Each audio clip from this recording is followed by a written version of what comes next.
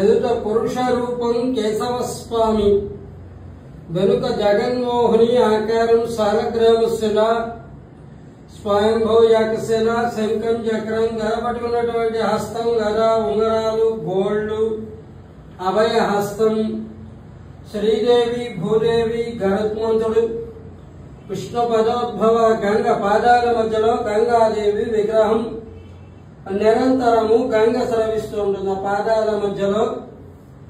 దశావతారాల మధ్య కూర్మ, వరాహ, నరసింహ, వమునే, పరశురామ, రామ, బలరామ, బుద్ధ, కలికావతారం, తొమ్ముర నారదులు, కిన్నర కింపురుషులు, రంభ, ఊర్వశి, ఆదిశేషు పడగబెట్టినట్లుగా ఎదుట కేశవస్వామి. చామంతిపు పుష్పం ఆ కురలో నైపుణ్యత, దండ కడియారు, కచ్చాపోస్ చీర కట్టుకున్నారు, పుట్టమచ్చ తెల్లగా పొడవుగా ఉంది.